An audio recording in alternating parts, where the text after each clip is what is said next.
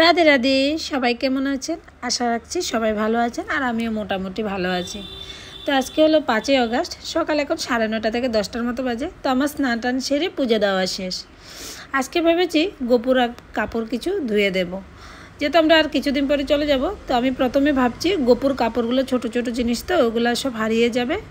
তো এগুলা আমি আগে প্যাক করে নেব, 2-4টা কাপড় এখানে রেখে দিয়ে আর বাকিগুলো সব প্যাক করে নেব।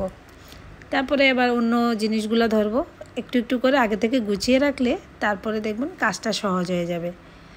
তো এখানে দেখুন, আজকে গপুকে আমি প্রায় সময়ই ড্রেস পরাই না। কেন পরাই না? অনেক গরম পড়েছে, তো তার জন্য আমি গপুকে ড্রেসটা পরাই না। একটু পরে পাখা চালিয়ে রাখি, চালার পরে আমি চুল আর মুকুটটাও খুলে রেখে দিই।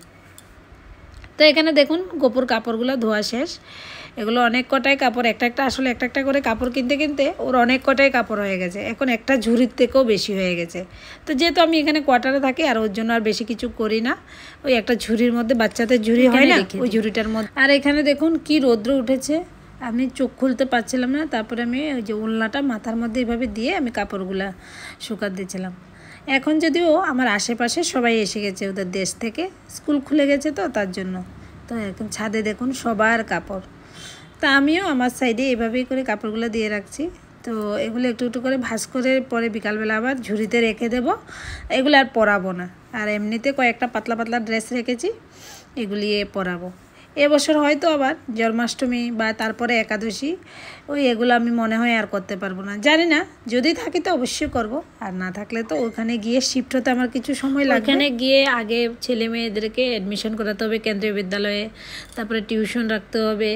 যেহেতু আমার ওখানে থাকা হয় না আগে কোনো সময়, তো আমি চিনি না, তো জানি না কিভাবে কি করব। ওর বাবা তো আছেই, তো তারপরও আর কি ওই ততদিনে তো আমার জন্মাষ্টমী আর একাদশী আসবে। তো যদি আশেপাশে ওরকমভাবে কারোর বাড়িতে করে তাহলে সবাই মিলে করতে পারবো, আর না হলে তো নেই, এবছর আর হবে না। জানি না ভগবানে কী লিখে রেখেছেন আমার জন্য, ভগবানের যা ইচ্ছা তাই হবে। একটা নতুন জায়গায় সব জিনিসপত্র নিয়ে শিফট করানো বিরাট মুশকিল। কেন? ওখানে গিয়ে সব আমাকে একা হাতেই করতে হবে, যেহেতু ছেলেমেয়েরা আছে। কোন জিনিসটা ছেড়ে যাব, কোন জিনিসটা নিয়ে যাব, আবার সব জিনিসও দরকার। বাচ্চা কাচ্চা থাকলে তো পড়াশোনার জন্য লাগে, এমনিতেও দরকার হয়। জানি না, আমার এখন থেকেই ভেবে ভেবে জানি কেমন জানি সব কিছু গুলিয়ে যাচ্ছে। তার জন্য আজকাল ভিডিও করতে আমার একটুকুও ভালো লাগে না। তারপরও মাঝে মধ্যে যখন একা থাকি ভাবি একটু আপনাদের সঙ্গে এই ছোটো ছোটো ভিডিওগুলো শেয়ার করি। তো বন্ধুরা, আমি ভিডিওটা এখানেই শেষ করব। আমার ভিডিওটা যদি ভালো লেগে থাকে তাহলে একটা লাইক করে দেবেন। রাধে রাধে, আর সবাই ভালো থাকবেন, সুস্থ থাকবেন।